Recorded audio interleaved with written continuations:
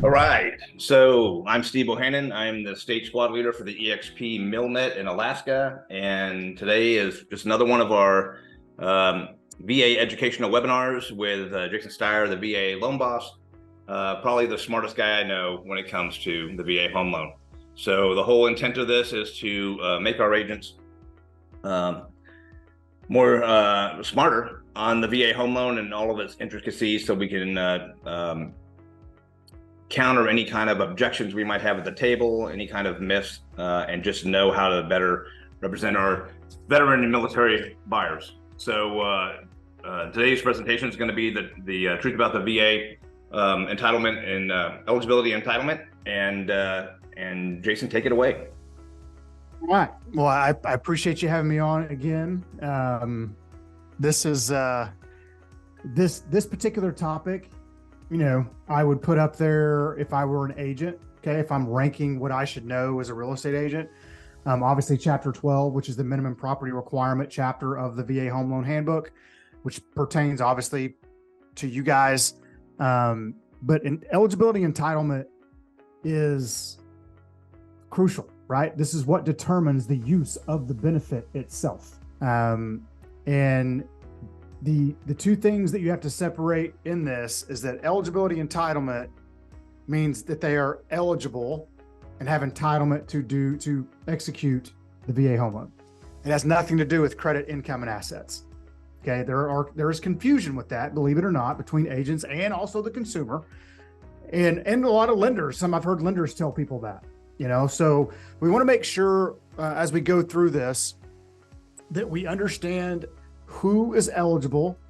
And when I say it's important, more important now more than ever, is because we've got a lot of activated National Guard units. We've got a lot of activated reserve units. We've got a lot of different order types when it comes to reserve and National Guard. And I'm going to give you some tools to that. And obviously I'll share this presentation. You'll have the recording.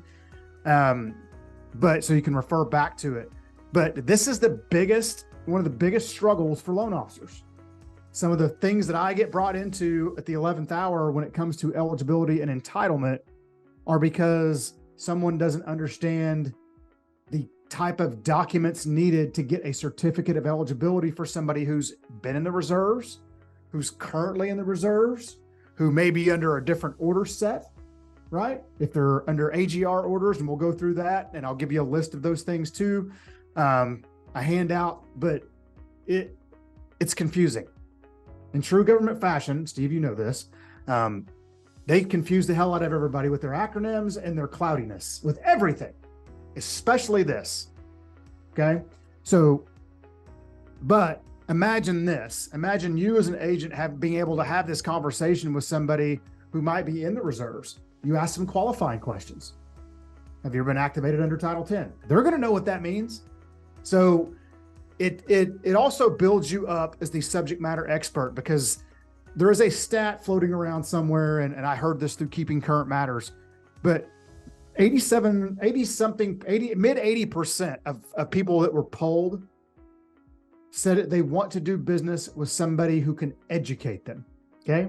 Now, I don't want you to know everything or feel like you have to know everything, because that's what you have me for.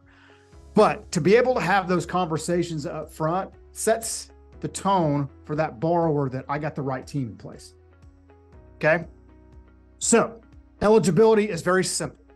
Eligibility means you've met the basic criteria for the appropriate length of service. We'll talk about that. And character of service, huge. Okay. A lot of people out there, that look at DD-214s that got a big chicken dinner, right? The bad conduct discharge. That's no bueno. You cannot get that. Okay. And have benefits. Now, I've also seen those character of discharges overturned. Now, it takes a long time. Obviously, you're trying to navigate the military construct at that point. But I have seen it done. Okay, it was done in error. But a veteran still has to meet credit, income, asset criteria. There's eligibility, then there's qualification. Okay, those are two very important distinctions to make. Okay, you'll get service members that say, hey, well, I served, I'm eligible. Well, you make $900 a month and you want to buy a $500,000 house. So they think they can do it. I've had that conversation, probably way too much, but it's the lack of education. That's how I see it. It's not that they're trying to game the system. They just don't know. So it's our job to educate them. So some general rules for eligibility. Okay. So I'm going to go over some basics and then we'll get into some of the caveats. Okay. This is important. Eligibility for active duty service members, 90 days on active duty. Okay. Used to in the past, boot camp didn't qualify you. Okay. After you got out of AIT, went to your unit, whatever that was, that's when your 90 days started. That is not the case anymore. Okay. It's a big deal because boot camp, AIT, few months, plus leave in between, all that kind of stuff. So it can have an impact. Okay. 180 days during peacetime. We have been at war for over 20 years. I don't believe that we're still designated in peacetime. Is that accurate or am I wrong on that one, Steve? No, you are accurate. We are still at war. Still at war. Okay. So, I mean, most of the guys that I deal with mid 80s up and leading up to Desert Shield were that peacetime component. Okay. You got some Falklands, things like that in there, Grenada, things like that. But, so 90 days. Okay. There is a 2-year service requirement. So I'm going to give you this caveat. I'm going to tell you a story. It makes it easier to explain. So let's say that Steve was in the military and he hit about 18 months in his service. Okay. He got discharged for punitive reasons. Okay. Not bad conduct, just a general discharge. Okay. He did his 90 days, but he didn't hit the 24-month barrier. Okay. So there will be a message. Let's say that Steve's still active duty. There'll be a message on his certificate that says valid unless discharged from active duty. Okay. Because if Steve happens to get discharged while we're in the home loan process, I have to make sure that he did his 24 months and that his character of discharge is appropriate. I have seen deals blow up because of that. It is vitally important. Now, part B of that story, let's say that Steve was discharged due to a service-connected disability and didn't do his 24 months of consecutive time. Then he will be eligible as long as Steve wasn't discharged for getting pregnant. And obviously that's not going to be a possibility. Okay. So, but pregnancy is not a disability. There are codes that they input in the VA system to monitor this stuff. So this is why it's so vitally important that the loan officer who's doing this or yourself ask the appropriate questions. Because if you say, oh, did you do 90 days? Oh yeah, cool. Yeah, but you only served 18 months and you weren't discharged for service-connected reason, then you're not eligible anymore. Okay, so it's a huge distinction. You can see this. This is right out of the handbook. The veteran must have completed either 24 months of continuous service of active duty or the full period of which called or ordered to active duty, but not less than 90 days or 120 continuous days. Okay, must have completed 24 months continuous of active duty. Okay, it's about as clear as mud, but it's a huge distinction to make. Okay, especially with medical retirements these days and all kinds of things. Okay. Members of the reserves. A lot of reserve units being activated right now, but qualifications generally for reserve units, 6 years of creditable service. And when I say creditable, what I mean by that is they drill and they go to AT every year. If you do not do that, you do not have the required points. Okay. If you do not do that, your statement of service will show, your point statement will show not enough points. Those things are like reading hieroglyphics. Because you get 15 points for signing your dang name. Okay? But if you do not drill, it does not work. So we had a guy who was in the National Guard, so same rules apply to them for that. Was literally at the closing table. And the lender calls him and says, hey man, we can't get your certificate of eligibility. You can't close. I mean, number one, they should have had it way before then. Number two, he should have never been under contract without it. But the realtor sends me his point statement. Well, he did his 6 years, but only 5 of them were creditable. The last year he did it, he was on IRR and did not drill or do AT. So he's no longer eligible. It just sucks, but it's the way it is. It could have been prevented, right? If they would have taken this class or listened to somebody else or just did their homework, right? So we can prevent a lot of this stuff, okay? So unlike active duty personnel, the reserves do not have a DD-214 for their active duty service. Okay, so listen. Well, let me rephrase that. So if they are in the reserves and they never get called to active status, none of that. They're not going to have that DD-214 like somebody in the active duty component would have. Now, once they go to their annual training, they'll get a DD form, but it's not the same DD form that we use to qualify an active duty service member. Okay. So what I see happen is that loan officers will say, hey, do you have your DD-214? Sure.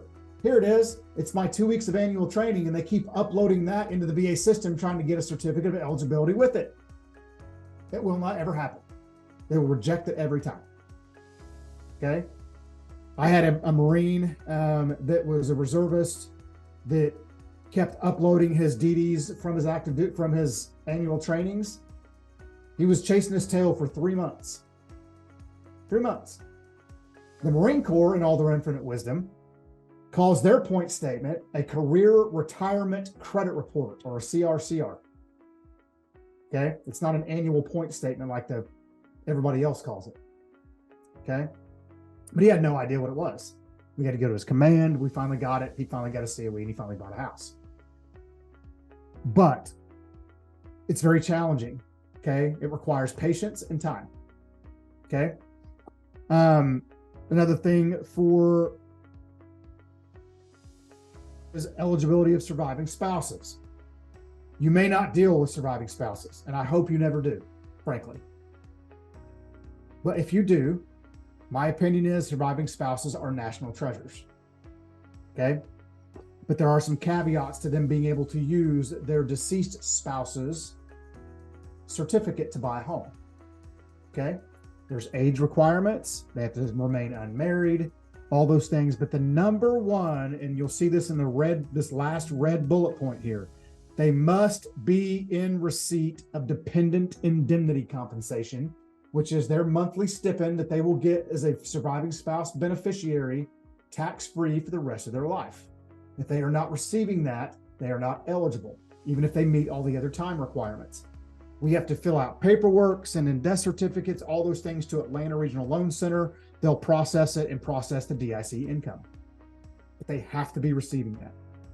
Okay, no exceptions. The VA will reject it every time. The certificate of eligibility will actually come in the surviving spouse's name, not their deceased spouse's name. It's actually pretty cool. I've helped quite a few in my 2 decades in this business, and there's no better feeling. Okay. But ask the questions, right? Are you surviving spouse? Just ask the question.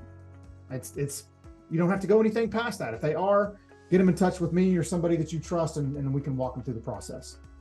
Okay. There are exceptions to that length of service time. One thing that I would, request of you, of the lenders that you may do business with, if it's not me, do not ever let them judge before they send it to the VA for the VA to make the determination. There are exceptions to the length of service time. There's a 2-page document that the VA has that has exception codes. If they meet one of those exception codes, they may be eligible. But I promise you that 99.9% of loan officers out there have no idea that piece of paper even exists. So I'll just automatically tell them no. Even if I look at the point statement and it's like, man, you didn't even drill, did you? No, I didn't. I sent it in anyway. I'm going to let them determine it and then send me the letter telling me what's needed or if they can't do, because they have access to databases that I do not. Okay. So it's wildly important that you try to convey that to the LO and make sure that they send it in anyways. So proof of service is a big thing. I would say 9 out of 10 certificates of eligibility that get put into the system, the information, year of birth, social security number, come back automatic. There are some that do not.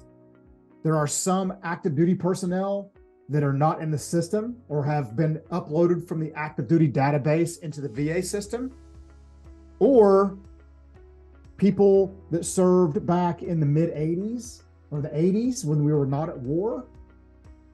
Sometimes those don't come back automatic. Okay. And then we start the paper chase. Okay. But a couple of things, especially for active duty, is what the VA is going to require is a statement of service. Okay. And this is what a statement of service looks like. There is no standard form for each branch, but they know what it is because they've done it. I provide this example to my clients to let them know, hey, send this to your command. If you're in the Army, your S1, your admin can do it all, have the command sign it, go on about your business. The Air Force, because they are, well, they're the Air Force, used to be able to get them right out of the AFPC or the Air Force Personnel Center. I don't believe that you can do that anymore, but they used to have it online where they could log in, hit the button, populate the whole thing, and there you go. Okay, fantastic benefit, but not a big deal. This is the requirement of the decorations. We typically don't require that on there, but entry date, birth date, social, all those things are required because we have to show that they're still active. They're not in a brig. They're not going to be granted a dishonorable discharge, punitive, anything like that. That would disqualify them. Okay, but it's pretty basic information. The other one, let's see, statement of service, we got that one. If you're in the National Guard, okay, or in your reserve unit, and you don't come back automatic, they're going to want a point statement, okay, and a statement of service showing you're an active participant, okay, you're not on IRR, right, or inactive ready reserve. The other thing for our folks in the National Guard, and this was a huge win for them, okay? So the Veterans Health Care and Benefits Improvement Act of 2020 changed the rules for our National Guard units, our citizen soldiers out there, because this is what happens. Here in Texas especially, this irritates me. During COVID, the governor activated the National Guard to help with some of these COVID responses. Well, right before their 90th day in Austin, where they had some of these service centers set up, they would get sent home. Because at 90 days, they would have to start paying them active duty benefits. Super shitty. So when this changed, it was a huge win for our National Guard members because this is what it changed. Before, you would have the same qualifications as the Guard members. 6 years creditable service, honorable discharge, unless you were activated under Title 10. So Title 10 is a national call-up. National Guard are state employees under Title 32. When they go Title 10, they become a member of the active military. Now they're under federal benefits. They will have a DD-214 that will show their Title 10 service time. Okay, that's what we get from them to show that they're eligible for the VA home loan. Okay, so we always ask that question. Did you 6 years? No, I haven't. Have you ever been called up under Title 10? Well, yes, I have. Okay. So we covered the Title 10, Title 32. AGR means active Guard reserve. So they're still a member of the Guard, but they are under active duty orders. They will have order sets just like normal military. Okay. Typically, they are only 12 months in length. Okay. Here's going to be the rub. This is extremely important. If they are only 12 months in length and Steve has 10 months remaining on his 12 months and wants to buy a house, unless those orders will be extended and we can have proof from their command that it will, they are not eligible because their income does not continue for 12 months. It sucks. Okay. What we can do is if Steve has a normal 9-to-5er that he's going back to because they can't let him go under the SCRA, he's going to go back to that job. We can use his civilian employment to qualify him. But we have to take the lesser of the two. Okay, so there's some little caveats there. Okay, now, a lot of AGR right now. A lot of people going those orders because they get active duty pay, they get all the benefits, they get everything. Okay, so it is really a big deal. Here are the new eligibility rules for your National Guard members. So in order to be eligible for the VA home loan now, 30 days consecutive under Title 32. Huge, right? No longer have to be under Title 10. 30 days under Title 32, but have to be 90 days accumulative. So 30 days consecutive, 90 days accumulative, but it's retroactive past the date that this bill was passed. So if you have somebody that served in the 90s in the National Guard and they did all of this and they served under certain sections of Title 32, and there's 5 sections that they have to have qualified under, okay, they are now eligible to use their VA home loan. So be thinking about that a little bit. Maybe there's somebody in your family, your direct sphere, you can think of, hey, I know you were National Guard. Tell me about your service time. Maybe you can uncover a lead because of it. Okay, lots of National Guard out there. Okay. If you have somebody who thinks they might be eligible, we'll have to gather documents to prove their service time. Point statements, if they had order sets, if they had LESs under that time, whatever it is. Okay. The Loan Guarantee Service through VA is rewriting these rules as we speak. Okay. There are 5 rules. It's under the 500 series of the Title 32 rule orders. Those are now eligible. Okay. They'll know what that means too. Okay. We can get an NGB 23, okay, which is their discharge, Title 32 orders if they have them to prove those timeframes. Okay. So it's a little bit forensic. And most of the time, these guys and gals do not keep their paperwork. So we have to dig. Okay. If there are Guard units still in existence, you can go to that unit. Maybe they have it on the computer. Maybe we can go get it, but we'll just we'll work through the process and figure that stuff out. Okay. So these are the order types. And I wanted to put this in here because it's important for you, for me, that you understand this, of state governor of the who enacts these titles and what they mean. Okay. It's important for that. I believe it's extremely important to the validity of what they can tell you and for you to ask the proper questions. Okay. So there are such things as ADOS orders as well. That's when a Guard member or Air Guard member will go under active duty operational support for an active duty unit. Okay. So they're active duty just under ADOS orders. Some of these ADOS orders can be for 3 years. It's huge, right? Okay. And then you've got your AGR orders. So this is an important one too. So you'll have this and you'll have this slide deck so you can have these numbers. These are the numbers to the national units for each of the Reserve and National Guard commands. If you cannot find your paperwork, call them and maybe they can help. Okay, so big resource there. Okay. All right, so let's move on to entitlement. To me, entitlement is not, it can be complicated if you let it, because it's numbers and math and plus and additions and minuses and divide by and all that kind of stuff. But to me, I like to break it down into simple things. Okay. And that's why I think communicating that to our clients and to you guys is important. So entitlement is like a checking account. Every veteran has a certain set of entitlement. If Steve does not have a current loan, then his entitlement is unlimited. Okay. He can buy $1 million home with no down payment if he can qualify. Okay. We've done $3 million homes, no down payment. Okay. If Steve has a current loan, then the rules change.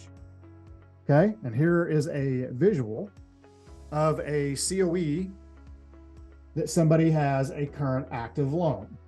Okay. So if Steve has an active loan, this is where it's going to populate. Okay. So let's say that Steve's PCSing from the JBLM in Washington State to Alaska. He keeps his house in Alaska.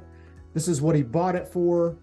This is his entitlement that was charged. It stays on the purchase price loan amount, not what you owe. It's always off the loan amount, which typically mirrors the purchase price. Okay. So that number is 25% of this 300,000. That's the guarantee from the VA. Okay. So let's walk through a couple of scenarios and then we'll get to the numbers on here, what they mean. So let's say that Steve has a current loan. We're going to go into some math. I'm going to show you that on the next slide.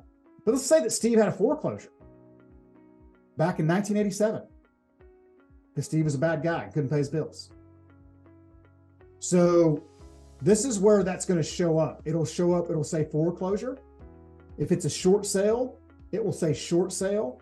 If it's a compromise sale, which is similar to a short sale, but it's when the VA negotiates it with the servicer, it'll say compromise.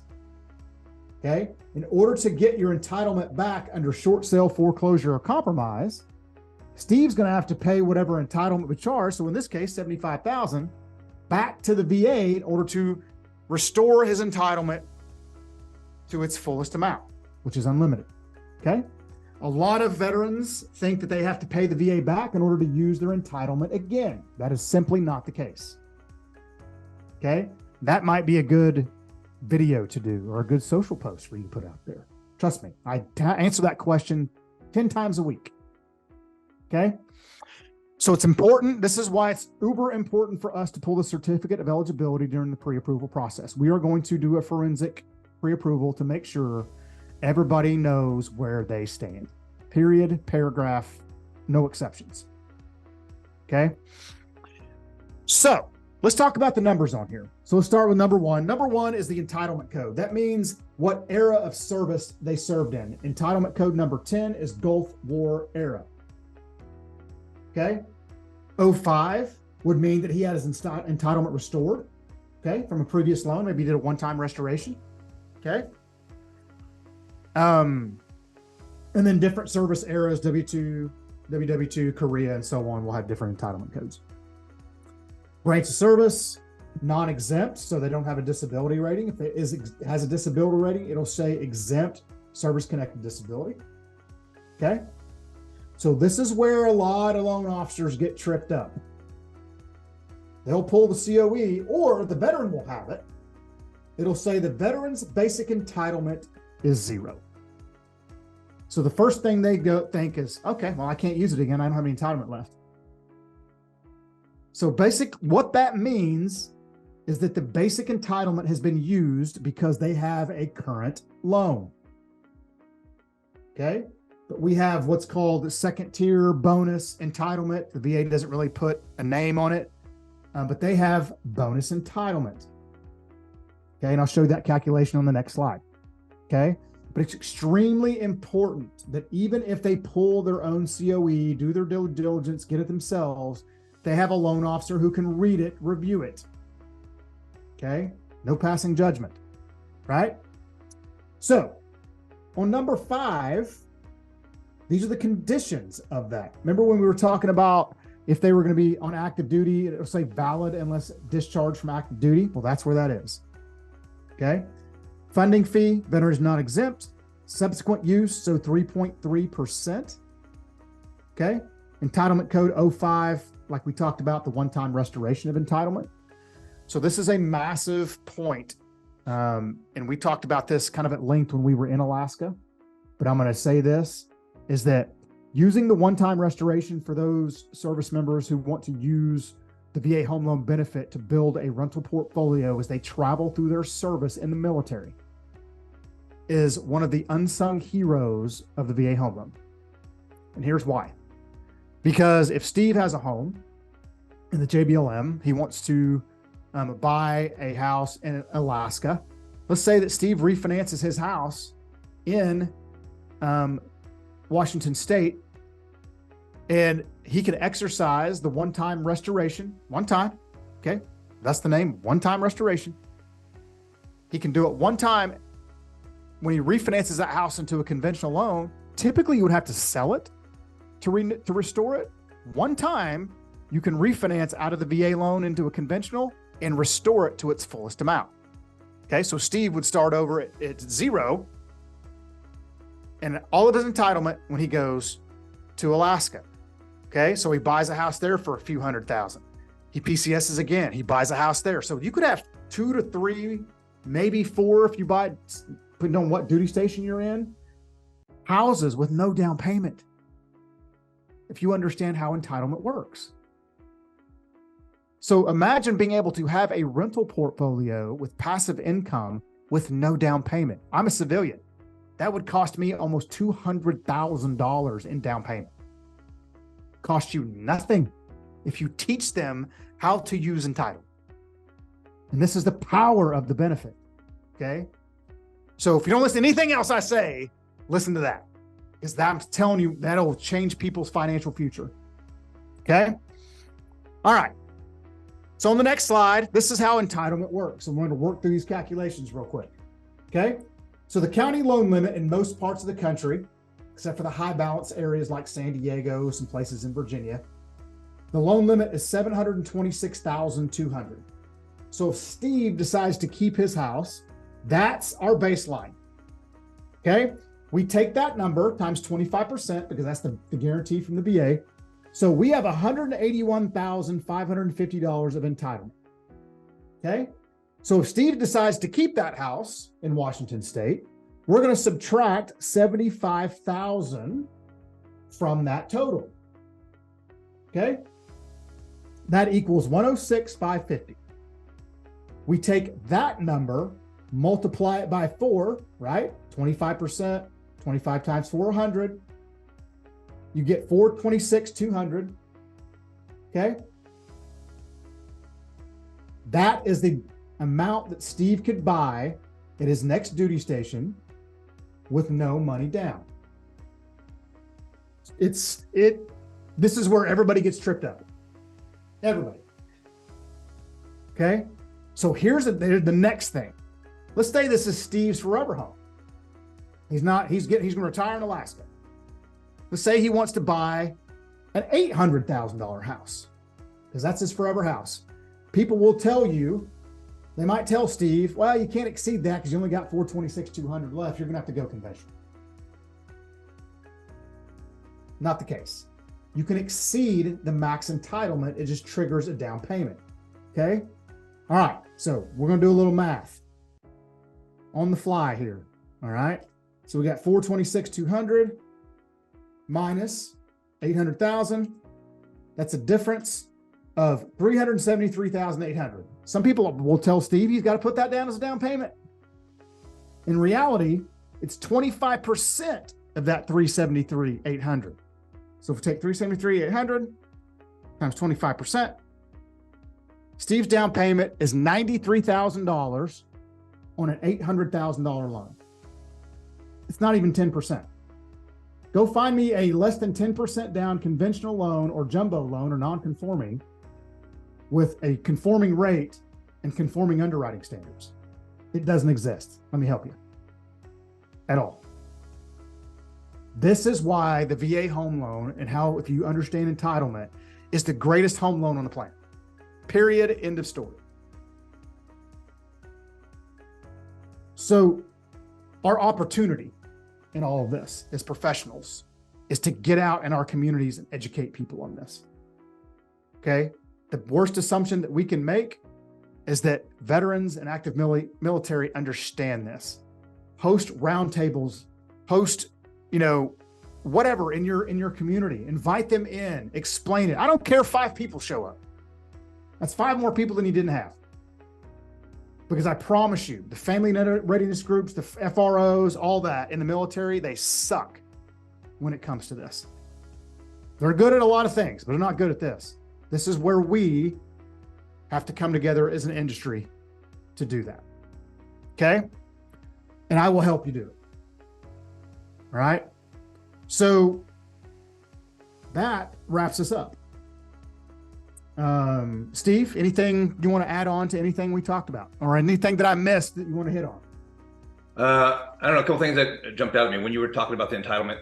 So up in Alaska, our loan limit is $1,089,300. So I bought my house in 15. I think my loan was $475. So I did the math. I was following along. Yep. So if I stayed here and didn't go to Fort Lewis. Yep.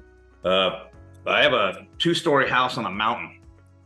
And in 2015, when I was young and spry, I didn't mind going up and down the stairs, but now I'm starting to feel all the pain of 30 years of service, right? So now, let's say I want to buy a 1-story ranch home, I could do that because the VA recognizes that I am broke. From all that service. So I can go down the hill, buy a 1-story ranch while keeping this one, renting it out. And that left me with the remaining of enough remaining entitlement to buy a house for $614,900, right? Which is a pretty decent amount to still make a 0 down payment purchase right down to the house to create passive income for yourself. Right, exactly. I get calls all the time about guys who veterans from the early mid 80s. Who had either a bankruptcy or they bought a house once, and this whole time I thought that they couldn't execute their VA home loan benefit again. And then we have a conversation and, kind of start the conversation with, you may be entitled to do that, and let's look at your numbers. So there's so many people out there who just don't know, and they're living their life thinking that they can't use this anymore. And all it takes is a conversation starter with somebody. And so another thing that we talked about was the statement of service. If you have an active duty member, and I see this all the time as well, active duty member, because it happened to me, active duty member doesn't have a DD 214 yet. So they're using that statement of service to say that they're a member of the military in good standing, and it has their ETS, their estimated time of service that they're going to separate.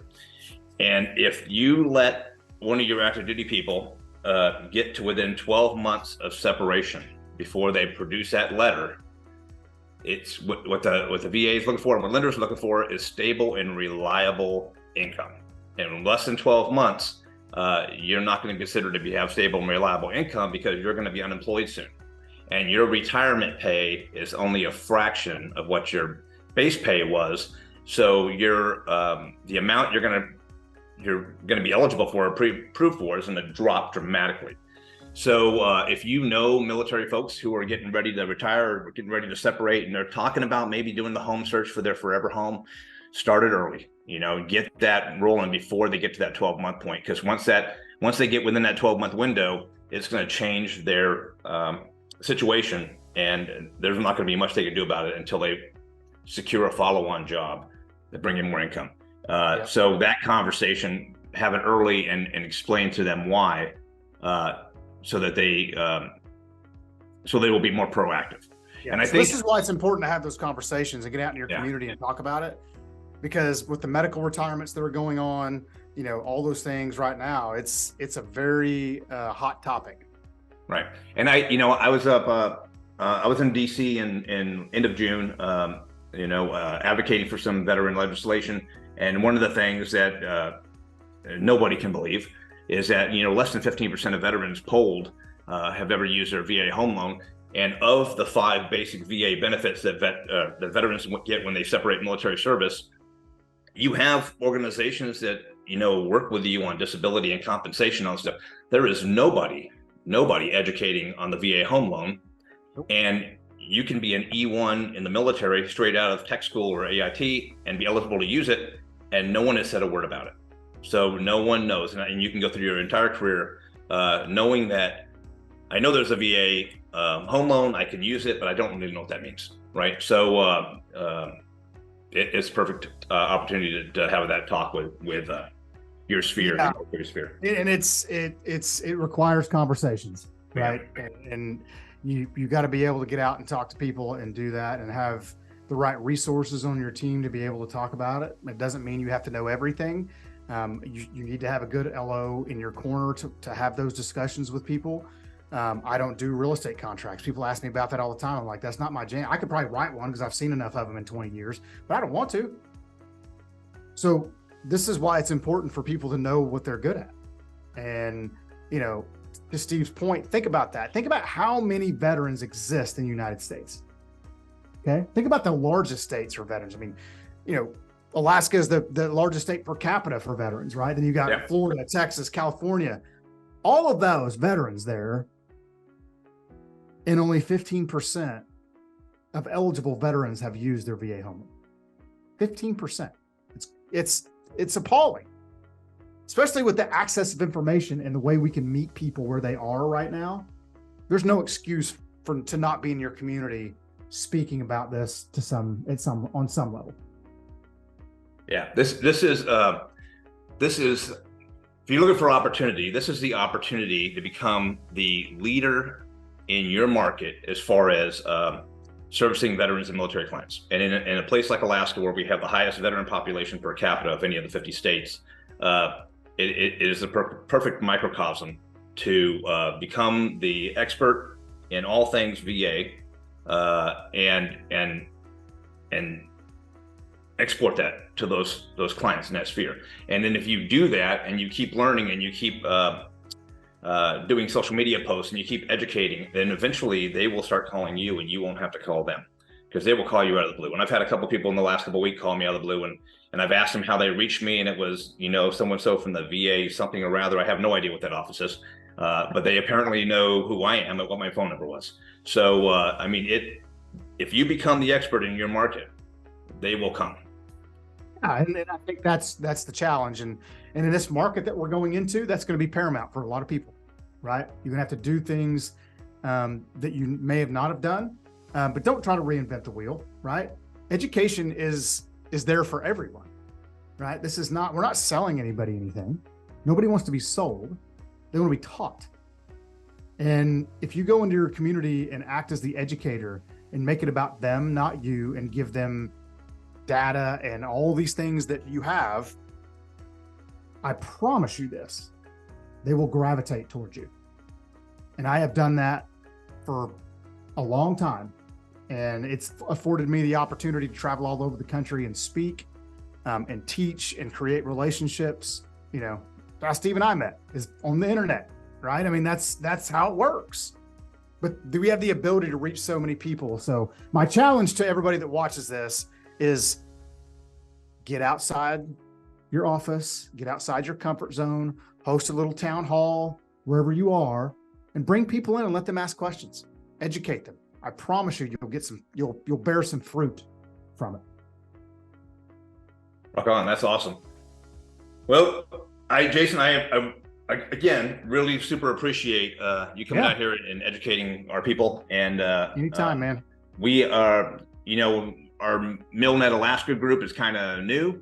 We're growing, but the intent is to continue to educate them with information where they better serve military and veteran clients, and then and grow that sphere across Alaska. To all four corners of a lot of corners Absolutely. of Alaska, but all the little nooks and crannies of Alaska. So and you're jumping in at that basement level on the elevator, and we're going to ride this thing to the top, and this is going to be awesome. And I love it. Yeah, I appreciate I'm in, man. I got a whole database full of stuff like this. So we can do a lot of them, and a lot of them I promise you, if people buy into it, they will change some lives. They will change their own financial future because of it, because it's done that for me. For sure. All right, man. I appreciate you. Appreciate you, buddy. Yep. We'll see you soon. Thanks for the invite. Okay. Thanks for coming on, everybody. Talk to you next time.